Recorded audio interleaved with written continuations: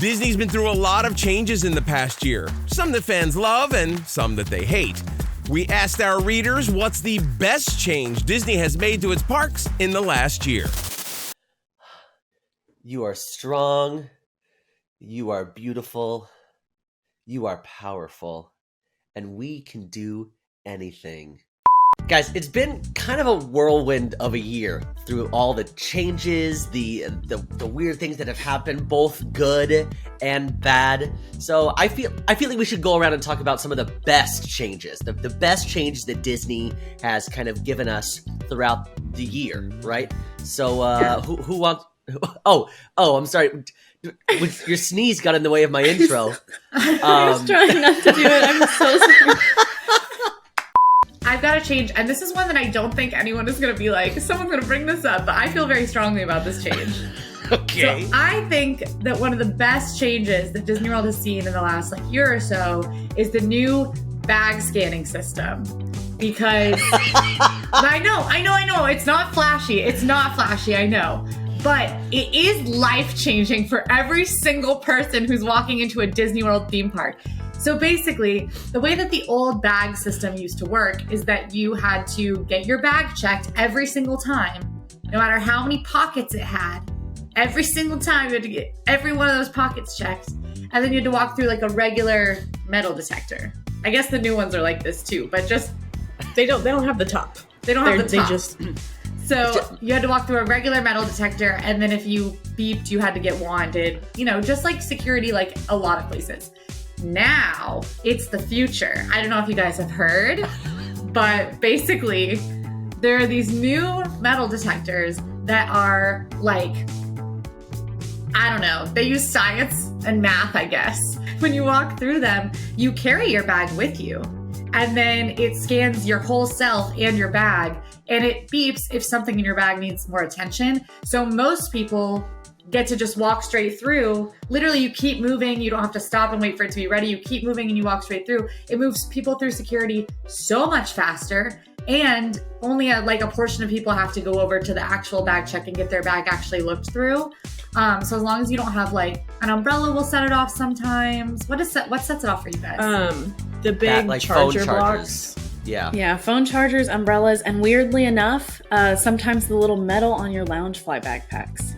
I was told that by multiple security CMs. Also, if you're trying to keep your breath minty fresh, Altoid boxes. Those, really? Oh wait, that's true because I had Wizarding World mints in my bag one time and it set it off.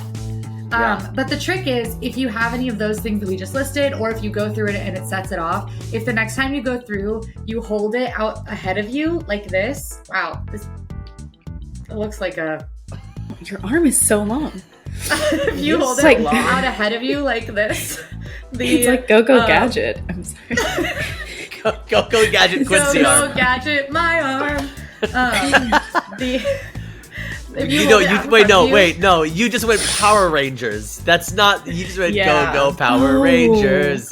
Oh, yeah. No, maybe I just had never heard that. What is Go-Go Gadget? Inspector Gadget.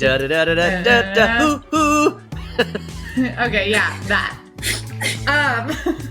If you hold it out in front of you, the machines will still go off for the thing, but because the security customers can look up and see, oh, it's her umbrella, they just mark you as go through and you don't have to. If your bag doesn't go off, you don't have to get your bag checked. So that's a good trick for that. You know that the cast members at Magic Kingdom, I have had multiple CMs. I hold it out, and as I'm walking past them, they're like, thank you for that, for holding that out for us. And I'm like, absolutely, anything for you guys. I think the most poignant display of this for me, of how beautiful a change this has been, is in comparing Disney World and Disneyland. One of our readers, Allie S, said, I wish they had that at Disneyland too. Danielle Z explains, because it goes way faster that way. If you might know, if you've been keeping an eye on the channel, that Emma and I did complete a challenge where we went to all 6 parks in the US in one day, flying across the country by midnight. And in doing so, there was an element of that did mean our luggage was with us for most of the day. I had to bring my luggage through Disney World security and Disneyland security. And both were a challenge, because Disney World, obviously my roller luggage set the machine off. Like, it was like there was no world. The security said, walk through the regular line, but it's gonna set it off. And I said, okay. And then in both Disney World and Disneyland, I had to have every single pocket of my bag gone through. And my luggage had a lot of pockets. It took like 10, 15 minutes. And the whole time I was like, I'm sorry, I'm doing something. And the guy in Disney World was like, are you staying at a Disney World hotel? Because they have bell services that you could have left this with. And I was like, no. And he was like, well, that explains it. If you are going through bag check and your bag goes off and you have underwear in your bag, they do have to kind of dig through it. And they use like little things and gloves. They're not going to touch your underwear. Little sticks. They don't want to touch it either. Just do what I do. Underwear pockets. Just put all your underwear in your pockets when you're walking through. Well, I'm the only one who puts my underwear in my pockets. Okay, guys. Whatever. I will say the other reason that I really like this change is because back in the day when they used to have to do these like random searches, and you never knew if you were going to be randomly selected to be pulled aside. So you'd be going through the security checkpoint, and then you wouldn't have any bags, but all of a sudden be like, hey, you, just random security check, and you wouldn't know why. There'd be no rhyme or reason. I'm just like, do I have that face? Am I suspicious? Am I suspiciously like? It's the hair. It's the hair. If I was gonna pull somebody aside here for random security, it would be you, Sage. What? Why? You put underwear in your pockets. Yeah. Well, okay. Well, you know what? Who knows what else you're doing? There's like a really minor change with security that was like a little earlier than in the past year, but I just want to note it, is that at Magic Kingdom, they did move the security back so that it wasn't right outside the gates with like the turnstiles. It's all the way back at like the transportation option. So security is at the Transportation and Ticket Center. If you're walking from the Contemporary, it's at the Contemporary. If you're walking from Grand Floridian or coming from the boats, it's on that side by the Transpo over there. Even if you monorail from Epcot, you will have had to go through the security to Epcot before you got on the monorail that ends up past security at Magic Kingdom. So it's like the security is way, way earlier. Sometimes I forget. I'm like, have I gone through security? But I did. I just did it like at a hotel and forgot about it. But what that did is that lowered a lot of congestion at the park entrance, because we see the gates of Magic Kingdom. We've seen the pictures. We've seen the videos. We've been there. Those things get crazy right in the morning. Anytime there's like at Park Hop, it gets so busy. So having that security moved back, I think, was a really good change too. But I'm very pro this change. Is my pro change. All right, so this is very exciting for me. And technically this change hasn't happened yet, but it's been announced. Disney has announced that they are bringing back Happily Ever After. But before we get too far into it, I'll say it's not the actual Happily Ever After. It's not going to be the show that we remember. It's going to be a completely different show. However, it's just that song. I think what it is, I think it's just going to be that song. With Angie Kay and Jordan Fisher. Apparently it's going to return on April 3rd, 2023, which I'm super excited. It did close for the 50th because Enchantment was the fireworks show, which I felt bad for Enchantment, honestly. Like, it wasn't a bad show. It just didn't have the heart that Happily Ever After had. I mean, what do you guys think? Like, what's your deal with Enchantment? I loved Enchantment after they added the Walt. Yeah, after they added the Walt and Roy kind of section, I liked it a lot more. But prior to that, it was just, okay, you have some big shoes to fill and you're not filling them. But that's how I felt. Well, was it the song, or was it just the emotion behind it, Quincy? What was it? Yes, it was. So I think it was the storytelling in Enchantment, because for me, like, Enchantment had Coco in it, and like, you know, it had newer movies, which like, I think like for some people, they didn't like it for that reason, which I don't think is fair, just because like, yeah, your nostalgic movie might be Hercules, but this new family's nostalgic movie is Tiana. So someone's always gonna be like, I don't know who that is up there. Like, I don't care about that character as much. So I don't think that's a very fair, adjustment of it, or assessment of it. But I will say that the storytelling in Enchantment, the arc of the show, was not as strong. Because for me, I'm actually not a nighttime spectacular person. My family skipped those to ride the rides while the lines were short, like my whole life. Like we saw Wishes, but we usually saw it from the roof of the Contemporary, like while we were having California Grill. Like it was that kind of vibe. It was like, yeah, they're cool, but they're not a priority. Like we're doing other stuff and catching the fireworks while we do the other stuff. We used to skip Illuminations to ride American Adventure. Because everybody's face just like tilted just a tad. Because American Adventure's last show is at park close, and that show is longer than fireworks. So if you watch American Adventure at park close, you are literally one of the last people out of the parks. So it would make us have an empty Epcot to walk back to the front. That is why we did that. But, which is a weird hot tip that I did before I worked here. But yeah, the thing with the story arc is that in Happily Ever After, it built in a way that when Tinker Bell flew, you were already crying. You started crying somewhere about 4 minutes ago. You're already emotional, even if you're not crying. And then by the time we Tinker all Bell have flies, the courage to fly. I for real have chills on my arm thinking about Tinker Bell it. flies. You've been built up to a point over the course of the show. You had all the drama. You had the villain section. You get to this emotional part. I think it's Go the Distance is where I start crying. Yes, it's the gospel version of Go the Distance. Yep. Absolutely. At the very beginning. So you're emotional there, and then it builds you to the point that Tinkerbell, I was sobbing, like as a cryy person, sobbing. And you look around and you're seeing kids see Tinkerbell fly and see magic is real for the first time. And it's so, I'm literally tearing up. So cute. And then Tinkerbell's flying and it's like that was how it built. Now, Tinkerbell still flies in Enchantment. So it's not the Tinkerbell flying that did it. But when Tinkerbell flies in Enchantment, I remember the first night I saw it and I really wanted to love it because it had gotten hate. And a lot of times stuff gets hate unfairly in Disney World. So I really wanted to love it. And I did like it a lot, but I just felt like the arc, it didn't take me anywhere emotionally. And then by the time Tinkerbell flew, what kind of happened to me was like, oh, wow, she's flying here. She's flying now. I don't feel like it's the time because I didn't feel emotional enough yet. And that same thing happens. Kids still see Tinkerbell fly, but the whole crowd hasn't been built to this point of emotional, nostalgic vulnerability.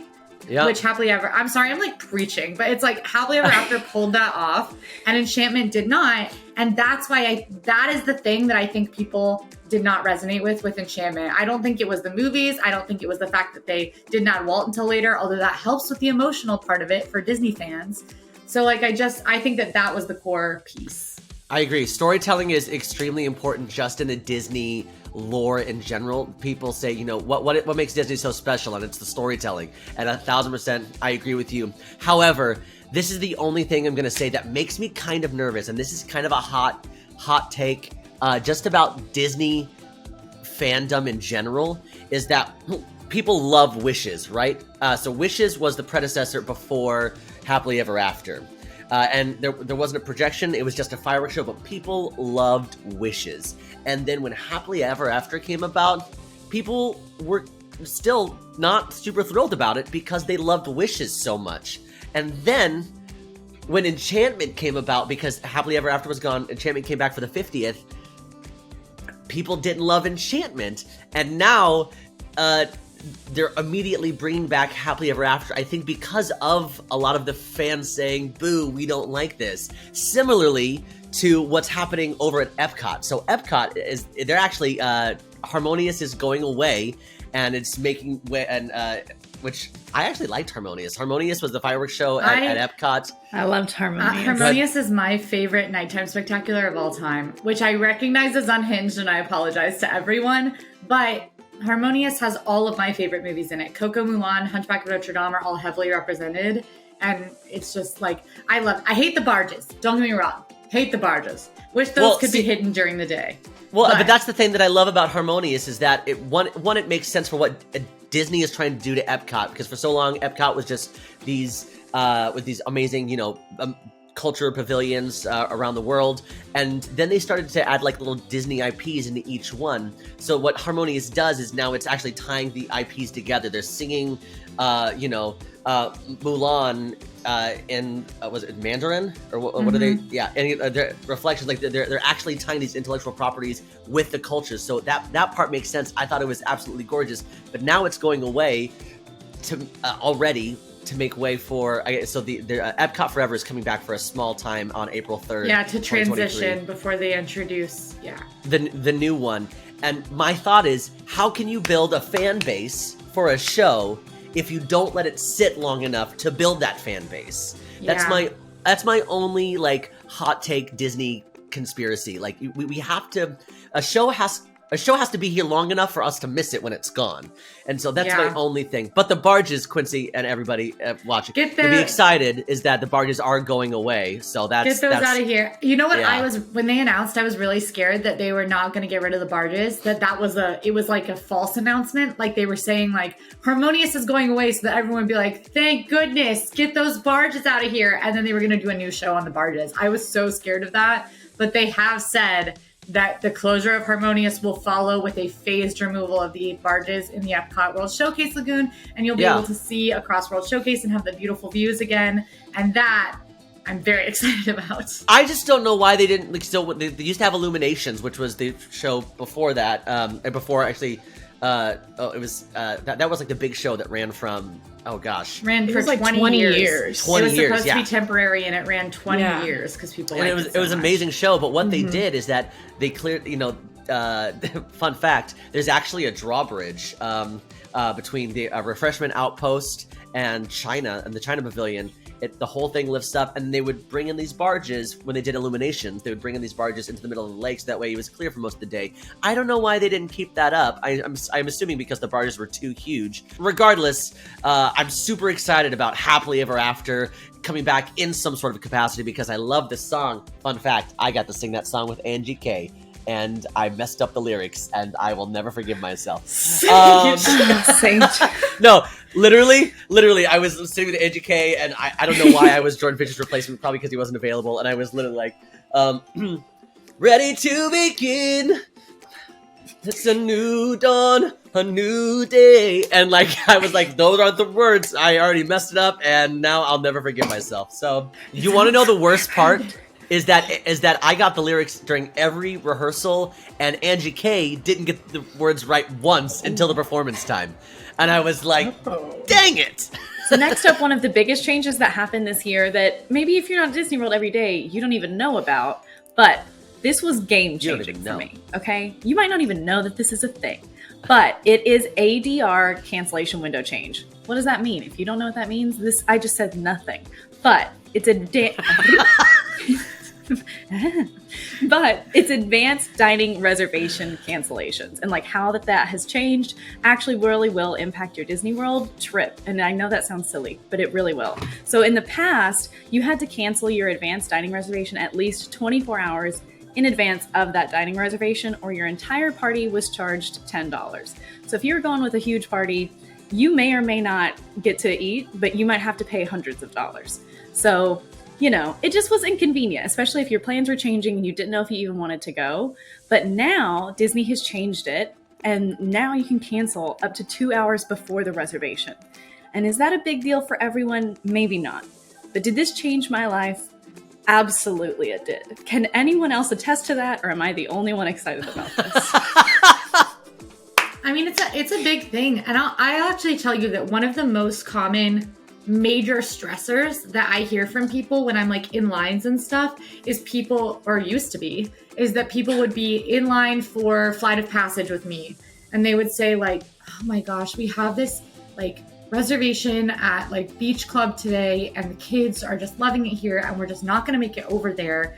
And it's like, well, cancel it. And then I can't cancel it. We'll be charged $60, whatever they would be charged, $40. And they would be just like in a panic about it. There did used to be kind of a loophole to this, which now is not relevant. Right, so I'm going to say it, where you could change your dining reservation and you could modify the reservation, push it to a week out or months out, and then cancel it, and you wouldn't get charged the fee.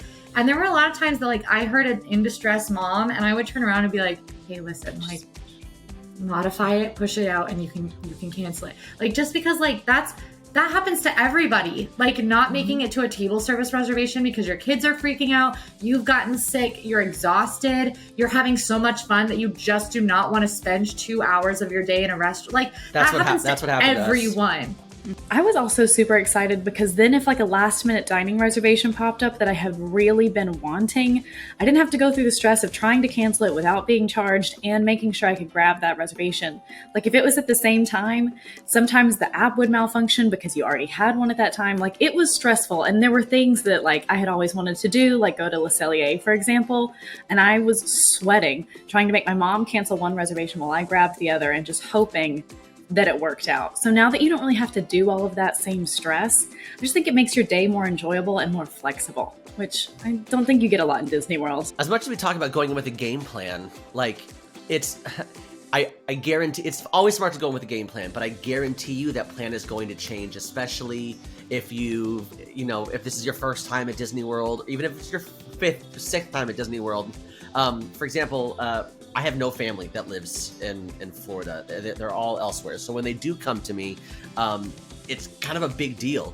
And it's exactly what you said, Quincy. Every single time they're having too much fun. They're like, no, I think I really want to go to this restaurant. I miss eating, the fine dining at Epcot. No, they end up having way too much fun, and it happens every time. Plans change, and that's okay. So loopholes are awesome, but I'm so grateful for a bunch of families who can kind of sit back and go, you know what, it's okay that my plans have changed, because there's something so stressful about no, I've got to stick to the plan. Disney's about found moments, found joy. So the fact that you're able to sit back a little bit and go, it's okay that my plans have changed, I can figure this out and not get charged up the wazoo, it's such a bonus beyond belief. The other really cool thing about it is that I feel like, and this is kind of just a theory, but it makes sense, is that now that the cancellation window is closer, there's a better chance that somebody looking for that reservation will get it. So like, if I really want to go to Oga's Cantina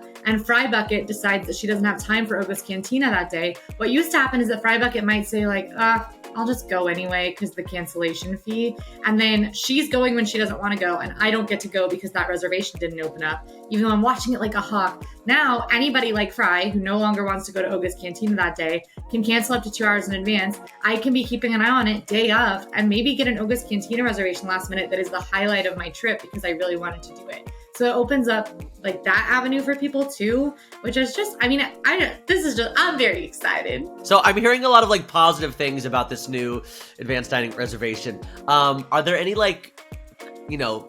not so great things that are coming out of this change? The only thing that I think might stress people out is now they're worried. I think that there could be a fear that people will stress that they'll hold on to those reservations. I can decide way later. I don't have to cancel now, whatever. But it's kind of what Quincy said. It just means that it might be a little bit closer to the time, but you might get more last minute dining reservations, and you don't have to be stressed about people holding on to them just to decide. You just need to keep your eye on the reservation system. Yeah, I would recommend that if you are holding on to a reservation that you're like, we'll go if we want to, we won't if we don't, to set an alarm for like 2 hours and 10 minutes before your reservation to just make that final call, because I could definitely see it happening where time just gets away from you and you're within the 2 hour window and now you have to pay. It happens to me all the time with stuff. So like, I would recommend setting an alarm. That's the only thing I can think of. Like 24 hours is a much cleaner thing. Like, I know I have to figure out tomorrow's, but 2 hours, it's like that can get muddy when you're, living it up on living with the land. You also still can't hold multiples at a time. So if people are worried about people grabbing several and then just hanging on to them and deciding last minute, that's not going to be the case either. You can still only hold one at a time.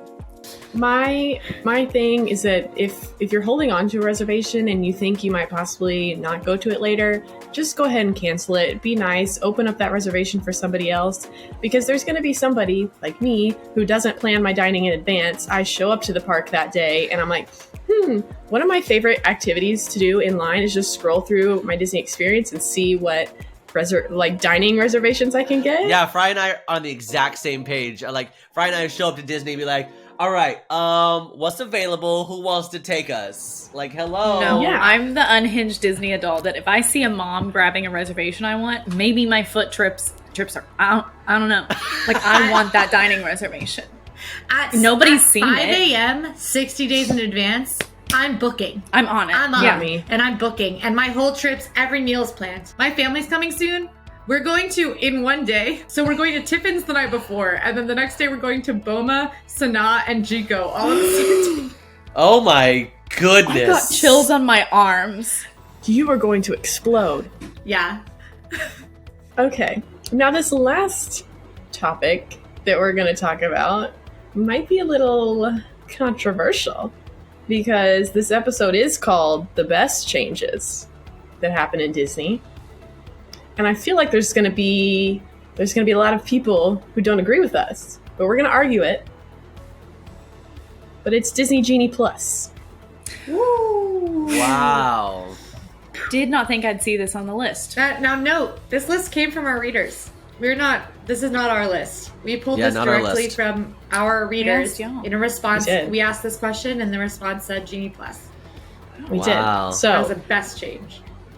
Disney Genie Plus is the new skip the line service that you have to pay for now. They changed it back in 2021. You now pay for it. People don't love the idea of paying for it. One of our readers, Sue, said we love the free Fast Pass system from before, but knew it wouldn't last forever and don't mind paying a few days of our trip for shorter lines. This is very controversial. Absolutely. Because there are a lot of people who will just straight up hate Genie Plus. Now that we've used Genie Plus for a very long time, how do we feel about it? Is it a best change? I still feel mixed about Genie Plus sometimes. But now that I know it and it's genuinely my career to learn how to use it, I see how it's supposed to work and I enjoy it. However, I have a hard time swallowing when it's like $30 a day and you're paying $60 for 2 people. That's not even for a full family. I do think, however, that the system works and it works well for the most part. And I never thought I'd say that. It's kind of a complicated system because you've got the 2-hour cooldown. You've got, when you're able to book these lightning lanes, the difference between the free version of Genie, the Genie Plus, and then individual lightning lanes. There's a lot that can go into it. And you can follow AllEars.net to figure out how this all operates. Cha-ching.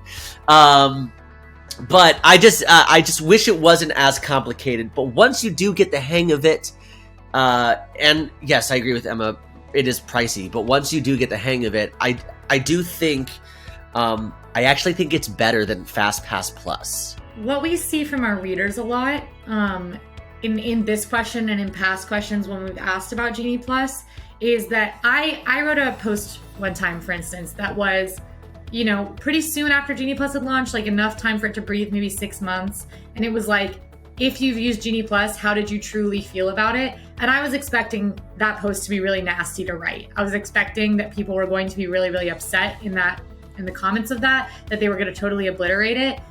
I would say 80% of the comments were positive, saying that people really enjoyed their experience using Genie Plus on their park day. And I think that does come from a literacy about it. Like, you have to understand Genie Plus, and it is so complicated. FastPass was a little more self-explanatory. Paper Fast Passes were the most explanatory. Right. You choose 3 and then you're done. I mean, that was the thing. But you could get more with could have FastPass gotten more. Plus. But once you've used all of them. But I think Genie Plus, the barrier to entry is actually lower because with the FastPass, a lot of people didn't know you could get more. A lot of people didn't know you could stack that way. With Genie Plus, that's a little more clear that you can kind of keep getting them all day. Oh, for me, when I'm in the parks for fun with friends, I always use Genie Plus because it's something that I budget in. And also because I watch a lot of AllEars videos, because I make a lot of AllEars videos and I really understand how to use Genie Plus, the amount of time that I am saving in a day is typically in the multi-hour number. We do these experiments where we go to the parks with some with Genie Plus and some without. And the amount of time that's saved in a line for me is like a 3-hour difference in half of the day most of the time. So if we're talking about 5 hours saved in my park day that I would have been in line versus being out and about and getting to do other stuff, that's basically like giving me another 5 hours in Disney World. And like, this is like, I always think about how like I paid $130 to be in here today if I bought a park ticket. And how much does 5 hours cost? Probably more than 25 bucks. You know what I mean? So like knowing how to use the system, it can very much be worth the money. And of course, like it sucks because it does feel like Disney is like pricing out people with the price increases and with things like Genie Plus. But if you like isolate that factor, if you budget it into your trip, if you decide that going to Disney World means spending the extra, if you have a family of 4, 60-ish bucks a day for Genie Plus, and you budget that in advance, it just feels like another vacation expense. It's also important when to know when to actually use Genie Plus, because sometimes it's, if you're trying to budget and you're going to 4 different parks, definitely use it for Magic Kingdom. I don't think you need it for Animal Kingdom. And we've done this for a couple of their Genie Plus challenges. Is it worth it? A lot of times, if you have got a solid rope drop strategy, you don't need Genie Plus at Epcot. But Hollywood Studios and Magic Kingdom, I would always use Genie Plus. So that way, it's important to know, when you actually need those lightning lanes and all this kind of stuff. So I feel like that's important to know as well. I will also say one of like the biggest changes in my opinion this year that made me really like Genie Plus was that Disney recently changed when you can go on your arrival time for your lightning lane. So in the past, you had to see that there was a new one available. You had to rush and try to cancel yours and then try to go back and pull that new earlier lightning lane time. And now the way they've updated it, you can just cancel and grab the new one all in one go.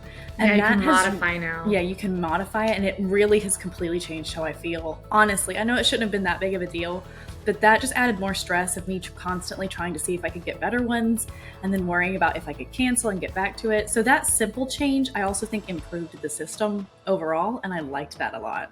I think the big thing about Genie Plus is that people don't research it ahead of time, and then they show up to Disney thinking, why do I have to pay for it? This isn't going to be worth my time. And then if they don't research it before, they show up and they actually buy it that day. Then they don't know how to use the system. Then they really aren't going to get very many lightning lanes because it is very confusing. And you do have to research before you go, which can be not so fun because it's another part of planning a Disney World vacation that's already so complicated in itself. But the people who get the most use out of it are the ones who watch the videos on it. They read the blog posts. They research Genie ahead of time. And I can understand because, so I don't live in Orlando. I live in Texas. And obviously I talk about Genie Plus every day for work. So like in my head, I know how the system works. I know all of the facts. But you can't, this is something that I wish they would kind of change a little bit. You can't actually go into the app and like figure out the system until you're like in the park with your park ticket, with your reservation. So honestly, like I just did my no sleep challenge where I tried to ride every single ride in Disney World before I could sleep.